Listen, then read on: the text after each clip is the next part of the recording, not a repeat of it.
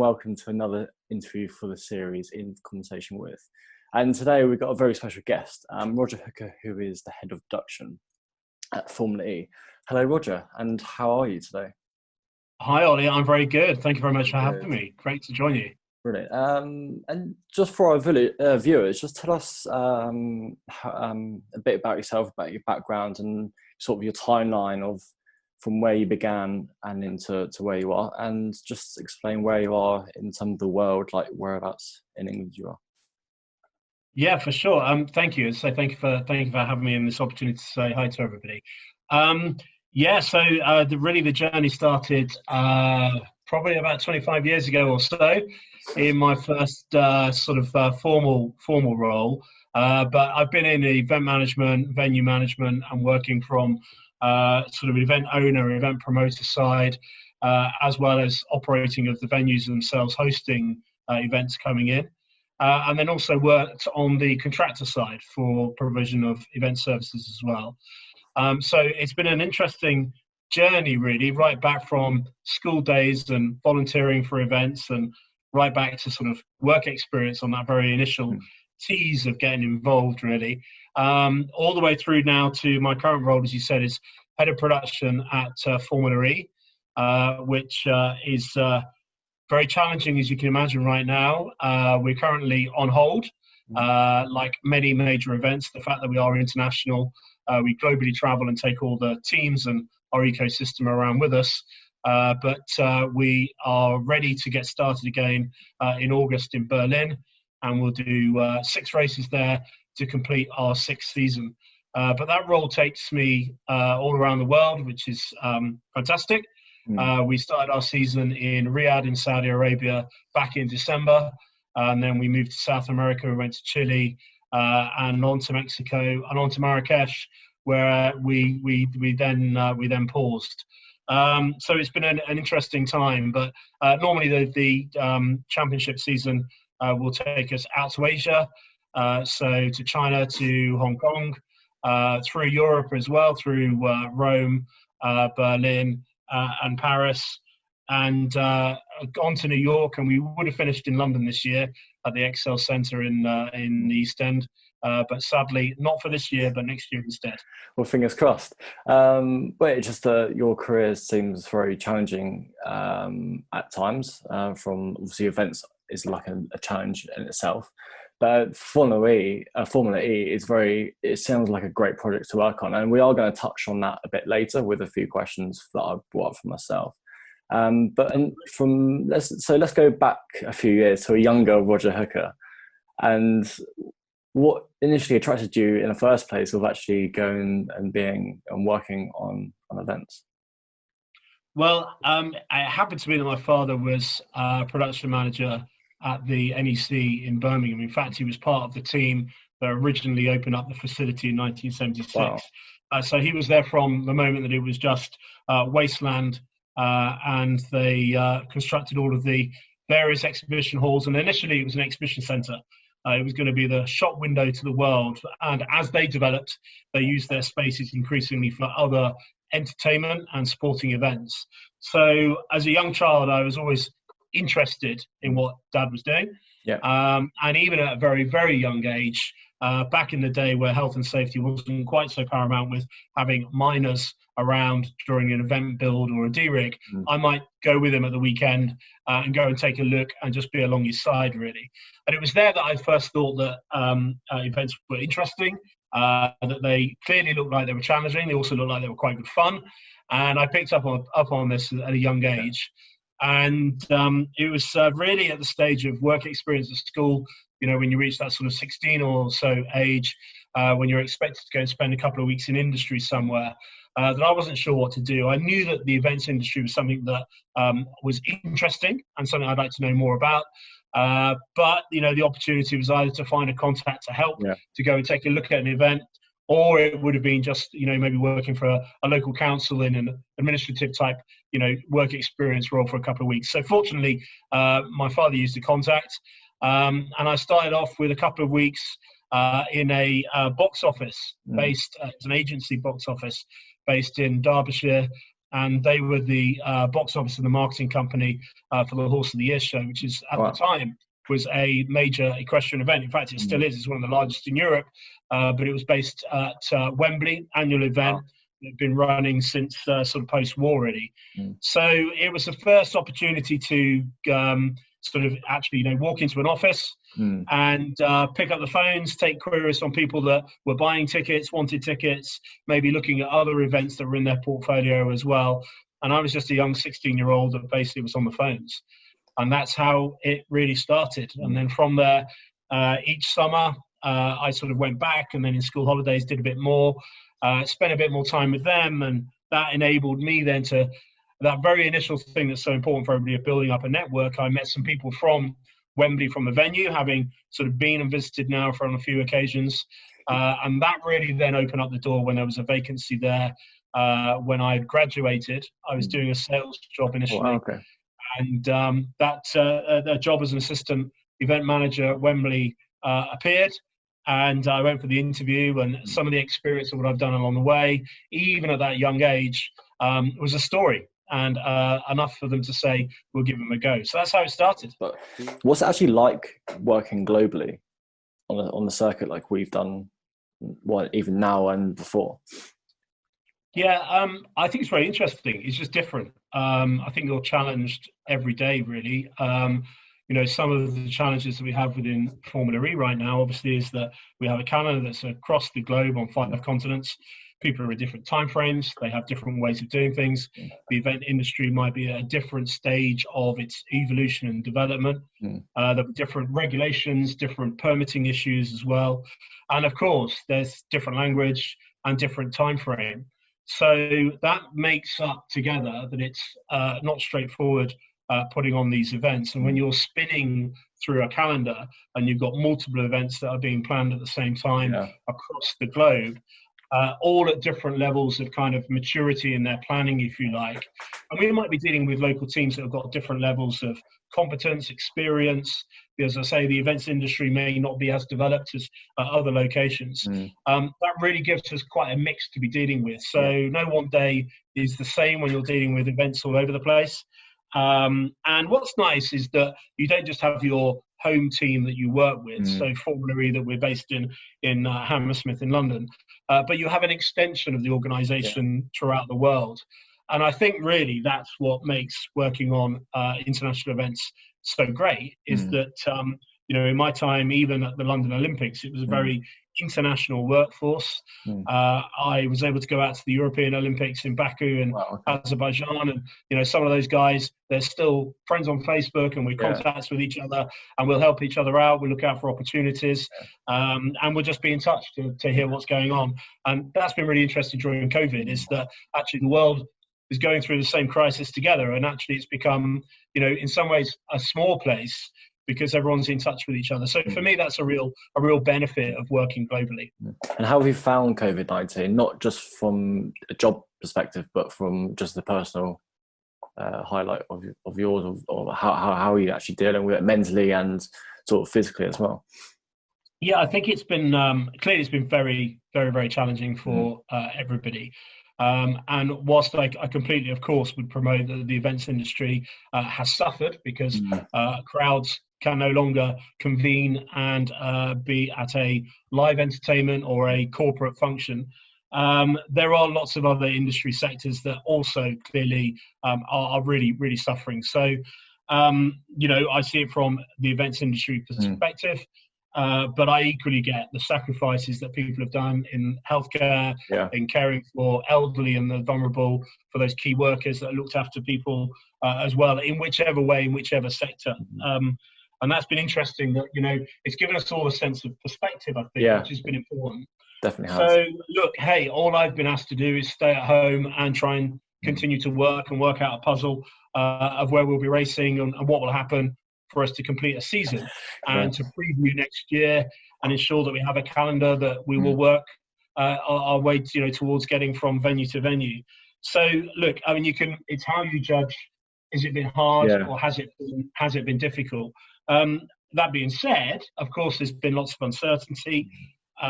It's been a time where you've been working from home alone, as good as video has become, I mean, that's absolutely definitely exploded. How people will spend now hours after hours looking at each other on Zoom. Zoom calls, whatever it might be. It's quite old-fashioned to use a telephone now. Oh, definitely. But I do, look, I get it's been very, very hard, but it's been a lot harder for many others, really. But I think you're right, touching on the sort of, mental point of view. I think it's been, very difficult with people feeling isolated. Maybe they've had other challenges at home with, childcare or, relatives, friends that may well have fallen sick or need to have shielded. Yeah. So there's been other pressures during this period of time as well. Look, I think seeing each day as it comes. Yeah. I think, people in events are pretty resilient, and many have very developed skills and experience in crisis management. Definitely. And effectively, that's the period that we've been through. And I think, albeit a lot more personally, people have had to find a strategy to cope over the past 3 or 4 months, and probably will need to have that as we go forward. Definitely. But dealing with uncertainty has probably been the hardest thing, I'm sure, for many, many people. How are you and your team dealing with those challenges of putting a different environment with social distancing and making sure you're setting that sort of health and safety regulation, I suppose? Yeah, I think I saw something the other day about, is it the US Marines, that they sort of stand by being agile and flexible and innovative as well. And I think that's what every organisation has had to do, including us. When we first got told by Boris Johnson that we all needed to stay home if we could, I don't think any of us thought that this would be going on for 4 months and now potentially longer. Really, I think what we've had to do is kind of just think very, very differently about what we could do. And, closed events has been sort of the first go-to point. And we've been working, very hard to make sure that we've built up some sort of safe COVID venue protocols. And they will be put into place for our Berlin 6 races there. And we've been talking to all of our ecosystem about what does that mean. So how will that affect them with their travel, with their time in hotels, getting to the venue, how they will eat, how they will or won't be able to interact, how people will be kept to zones and effectively live in that little sort of network, that little zone club, if you like. So we've really had to think differently about how we deliver something that was very normal with a checklist, and you start and end at the end, bang, as long as you did that, you'll probably be okay. And the whole manual has effectively been ripped up, and we are starting, again. Fresh. So I think another theme would be that when we were looking at what we might be able to do and where from March, looking at the rest of our season, is that we're continually kind of replanning again.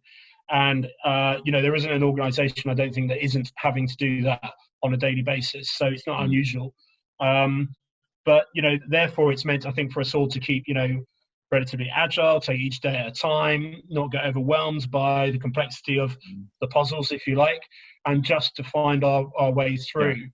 So, that has been sometimes frustrating. It's been a bit, tiring.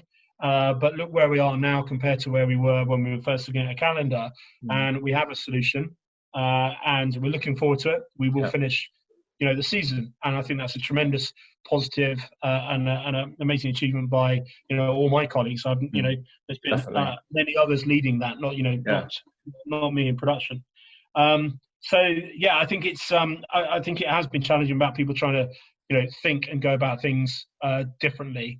And almost, don't worry over what you can't control, and just trying to keep a level sort of sense about things during what are absolutely extraordinary times worldwide. And I think, finally, this is going to be our life for some time to come. And I don't think these puzzles will go away. Definitely. I think they will be here for a significant period of time. Even though some venues are opening, particularly football, with closed venues, it could well be a very long time before 90,000 people are in a national stadium, for example. So you can't predict too far ahead. So I think that's kind of how we've survived during this. Really, is each day at a time, bit of the puzzle and bite-sized chunks, and also be prepared to also get pushed backwards and have to get up and find another way to find your way around the complexity. So just going back to your career, what is the highlight of your career? Is Formula E your highlight, do you think, of your career? I think it's a highlight for sure. It's and it's probably one of the most challenging, so therefore the rewards are bigger, right? And I think the fact that this has grown from an idea, and now it's in its 6th season. It's a robust organization. It's very energetic. It's very fearless. There's ambitious and bold people that have made it what it is and continue to challenge to make sure that we're always improving and always developing. So yes, that's a highlight. But I think, look, for anyone in the events industry that had the opportunity to be involved in London 2012 in whichever way, be that as one of the games makers or, in a venue role, which I was fortunate to be in, or to be involved as a contractor providing services, or in London working on the transport system, wherever it might have been, I think it was a very, very special period of time. And I think particularly now, because we're going through a very difficult time, I think a lot of people have reflected back on what was, that summer of 2012 and the massive success of the Great Britain team as well, but the massive success of everyone that was involved. And, for me, I started my career at Wembley, and for 2012, I was the venue general manager at Wembley Stadium. So our largest Olympic venue with sort of 90,000 in there per football match, and Wembley Arena just next door, which I'd sort of cut my teeth in that venue too. So the Wembley precinct of those two venues, and to go back, and also I at the time lived just down the road as well in northwest London. So to have the opportunity to take the Olympics as that sort of senior lead person from LOCOG, and go and oversee what was going on in a neighbourhood and a place that was very special, where I'd met all my early colleagues and friends, and to deliver that was pretty amazing. It was like a 7,500 workforce across all of that venue scope, if you like. And we saw a few people in and out that were lucky enough to see brilliant Olympic sport. So I'll never ever forget that. So that was pretty special. But each one of them has been special in their own way. Definitely. You did. Oh, so you've mentioned that you've worked at Wembley, the old Wembley, and then you worked at the new Wembley. So how impressed are you with the new infrastructure that they produced by building the new Wembley? Yeah, I mean, I sort of saw it behind its hoardings as it was coming out of the ground for a little while. And, it was clear that this was going to be, from a facilities point of view, a massive step forward from something that had been built for, the old Empire exhibition in the 1920s. Yeah. So, my first experience in there was that this was pretty spectacular. And of course, at its time, it was state of the art when it opened, back in 2006, I think. I might be corrected by someone who's watching this if I'm wrong, but I think it was 06. Yeah. When I was in there with the, Olympics, it is a special building. It's the home of football. There's so much that's happened in that postcode. And I'm very passionate about that location because of, the early part of career and where I started out life when I came to London after being a student as well. But look, Wembley want to do things absolutely to be the best. They're very passionate. They're very driven. And, it was a pleasure to work with those guys there and, some former colleagues as well. But I think, over time, clearly there's been other facilities that have opened up as well. Most recently, at Tottenham Hotspur. So White Hart Lane has opened. And there's places to call for international artists and sport to go at. But I think there's enough to be, or there was enough to be shared around, with NFL clearly looking at Tottenham as well as Wembley as well. But, who knows what the future holds. And, I think that's going to be part of the challenge for any major venue, is their survival and being agile and flexible and innovation in order to survive, over what could be a next period of time that at the moment we don't know how long that will be and what the challenges really ahead will be. Or you've managed many teams over the years, and in three words, what makes someone an excellent manager? That's Very good question. In 3 words, I mean, what would I be looking for? All right. Okay. Well, look, I think it's someone who can prioritize, Mm. and I'm going to use that more than 3 words. Okay. Right? Someone who absolutely knows what they should be getting involved in terms of, as a manager, Yeah. where are they adding value, to be honest? And that's something I stress, even now when I work with, other managers as well. So I think the other thing is to be humble, Okay. because there's no way that you will have the expertise of all the various functions that you are overseeing. You're not kind of expected to either. Don't try to. Yeah. But be humble that other people will have ideas and experience that you should listen to. And it's whether it's in everybody's top 3 or not, but I think the third one is probably a bit of humor, maybe being a bit humble, right? Yeah. Because in the end, you will be against some complex and difficult challenges. And your ability to not only laugh at yourself, but bring people along with you is probably the most important thing, I think, in this business of what we do. How important is networking for recent graduates that, like, for example, like me, and how do you create those as well? Yeah, I think I think it's important for anybody in any career, whatever they're doing, right?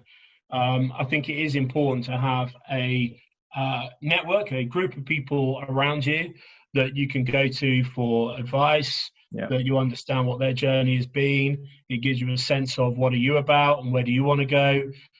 You might want to emulate part of that journey, or you may not want to go anywhere near it.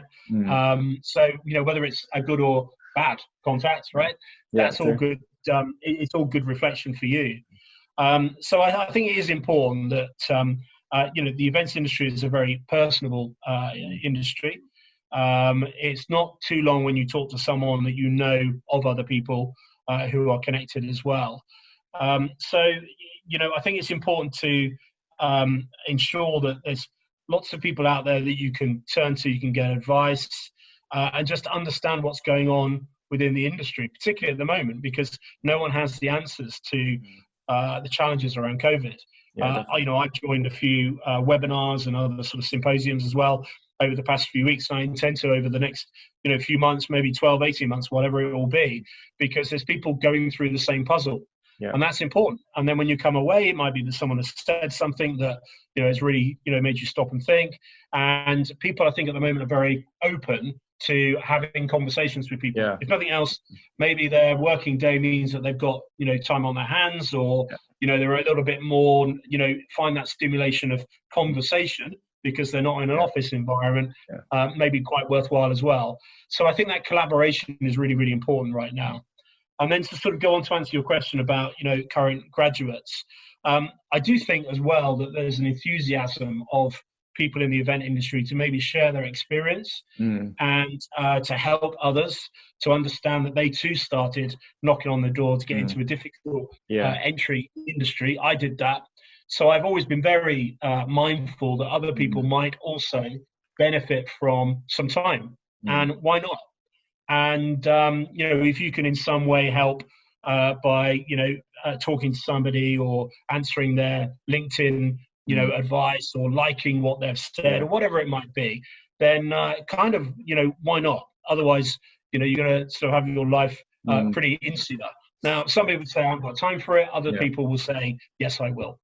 So, I think it's important, when you ask about the how, it's important that, you reach out. We all know that LinkedIn is a great mechanism. It's not the only one either. To what you said there around learning and development, I think, in the absence of, for some people, maybe those that have just graduated, but the opportunities aren't there that they hope for, then keep making yourself relevant by, looking at learning and development, because with that comes a story. And then, whilst not wanting everybody to be, egomaniacs with posting stuff ludicrously all the time, but it does help to point out that this is what I'm doing, it's what I'm about. And at the moment, I think the job market, sadly, is very, very fluid, because we're beginning to now understand people that went from furlough maybe into redundancy. There's a lot of people out there with experience, And a little bit, you've got to put your head above the parapet and sort of hand out there to say, look at me. And what they may well be is that people would have had more experience that would have been employed. My view is that actually people may well go for, and yes, it's cheaper, people in more junior startup roles. And the shape of their teams and organisation might change as well. And you won't hear about those by not networking.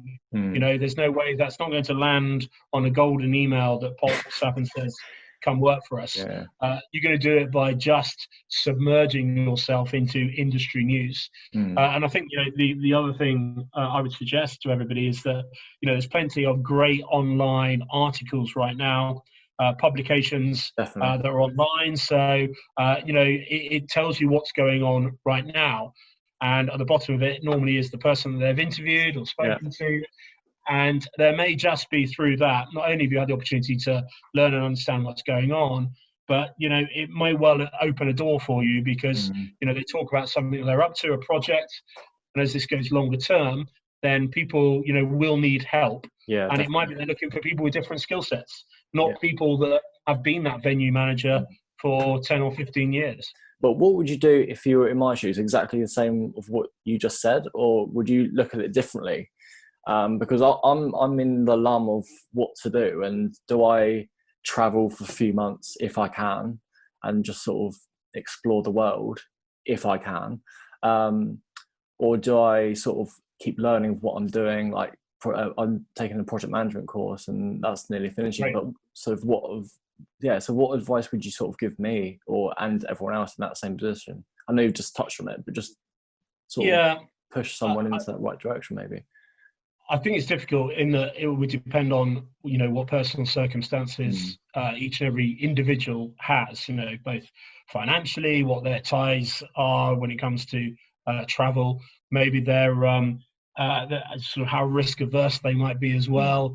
Traveling is a great thing to do, and probably the obvious thing to think about.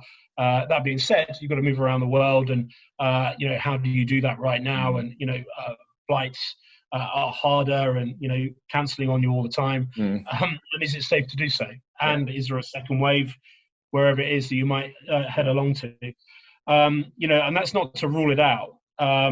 But I think if I was in your position, I'll continue to try and sort of learn and keep myself relevant. I'd also just keep working away at that network as well.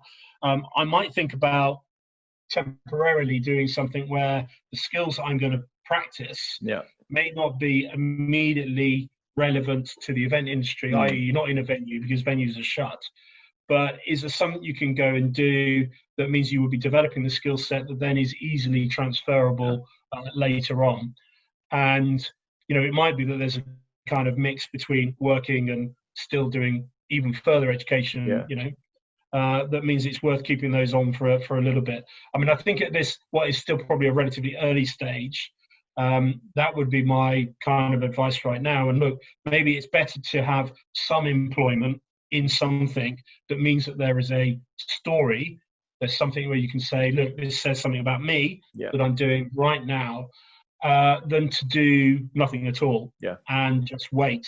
Because as each day goes by, then there's people coming on back into the market, or people that are finishing up, graduating. If we go on another year, there'll be another whole raft of people that graduate as well. So I'd probably say do something, as broad as that sounds. But whatever that might be working for whoever, that is going to give you some skills and experience that you may not necessarily have. And I think as well, when it comes to looking at people in the future, I think everyone will understand that this was a very, very difficult period of time. The amount of people that you hear that are highly skilled, that are now, fortunately, working, delivering things, Amazon drivers or whatever it may be, that I think just everyone now gets that, hey, it's about being, agile, flexible, and, thinking a little bit different. And in the end, if your working career is 30, 35 years anyway, then there's no great need to start it, although everyone's impatient. I get it. But is there a need to start it immediately this week? definitely. So do something that means that you're stimulated, you're thinking, hopefully you're earning as well, and don't be hard on yourself. You know, probably just say, look, for the next 12, 18 months, this might just be different, and that's okay. Definitely. Thank you for that advice. I think it's very, very valuable to me and probably the people who are hopefully watching. Recently, a documentary came out on Formula E. And funnily enough, you posted it on LinkedIn, and it's a fantastic. I've watched it, and it's a fantastic documentary, to say the least. But tell me how it came around, and did you have any influence on the documentary? Well, I can say, hand on heart, no, I didn't. Oh. You know, my understanding was that our CEO, as he was at the time that the documentary was made, Alejandro Agag, he was keen when he was asked to how can we put something together that tells you about the story of Formula E and our mission, if you like, but also some of the characters, you know, involved in you know, the Formula E world. And that's why it concentrated on a number of drivers and their journey, if you like, through their season as well. So it was quite personal to understand some of the characters and what they'd come from, and what their ambitions were, and why they were in Formula E, what it meant to them. And on of course, a much broader subject around, you know, the climate out there, and global warming, sustainability, and the fact that, you know, we need people to move towards electric vehicles. So essentially, that's how it came about. I've noticed, obviously, Formula E have just published the calendar for 2021 for next year. Hopefully you're looking forward to it, because obviously with 2020 is sort of out, you know, written off basically. And I've noticed that Monaco is added, and, you know, Formula One, with history of Monaco, I'm assuming you're excited that it's going to happen. And what are you looking forward to 2021? It's scary to say 2021 because we're in 2020, but are you excited for that event and 2021 for the racing calendar? Yeah, I think all of the team are excited when they see the next calendar that's you know, that's published out there. And, you know, there are some exciting places. There's also some repeat places, and some places that, as you said, sadly we didn't get to this year. So we'll be able to enact those plans because we were some way down the path and nearly ready to go and execute those, and not able to do those races. So, you know, we're really super keen that we get back to those locations as well. We start the season in Chile, in Santiago in January. Normally that would be in Riyadh. We go to Riyadh a little bit later on in March as well. We recently have said that we won't be going to Seoul because we'll be finishing in Berlin. So Seoul, again, will go on the calendar next year, and we'll get to launch there. And I think that'll be a really exciting location to go to. In terms of Monaco, I think, you know, for everybody, look, it's an iconic location. It's a pretty great couple of weeks being in that part of the world, being on the marina and overlooking out to all those boats in Monaco. It really is somewhere, you know, quite special. Normally we do it every other year, so that's why we're in Monaco next year. So my first experience of that was sort of the 2 years ago, or 2 years ago. Oh, I see. Okay. You know, it was great to be in that location. You know, me personally, I was a student for a year in Marseille, and my parents came to visit, and we got the train and went sort of, you know, down the coast, and we went to Monaco for the day. And you know, I remember being, you know, again, sort of a student, and walking around the F1 track, and obviously still seeing the, you know, the red and white curbs painted, and some of the stands were still up, and an awful lot of kind of, you know, the whole place pumps and breathes the Formula One race. Little did I know that, obviously, fast forward a reasonable period of time, I won't calculate how many years, but, you know, to then be there helping to stage Formula E, being in Monaco, was a real sort of treat. So I think for everybody, you know, a lot of the guys that are in the Formula E ecosystem, and those people that, you know, work for Formula E as well, you know, they might have been involved in other guises, in other different, you know, motorsport or Formula One, some of them as well. So Monaco is a very, very special place for all of us. So look forward to getting back there. They'll have a busy year next year because there's Formula One, Formula E, and another event, all within a very tight period of time. So if anyone is motorsport mad, there's plenty to go and watch and enjoy. Definitely. And we'll be part of that in Monaco next summer. So yeah, it's strange old times. So I'm very grateful for Formula E digging in really, really deep through these past few months and coming out with a great plan and a great way to finish this season and have a plan for next season as well, which is pretty unique right now to be in a position of strength to have achieved that. And everyone's worked really, really hard to make sure that's where we are. Well, brilliant. Well, thank you for your time. Thank you. Honestly, it's a great, you've provided such a rich source of information. But yeah, thank you for your time again. No problem at all, Ollie. Well, thank you, and all the best in the coming months as well. Brilliant.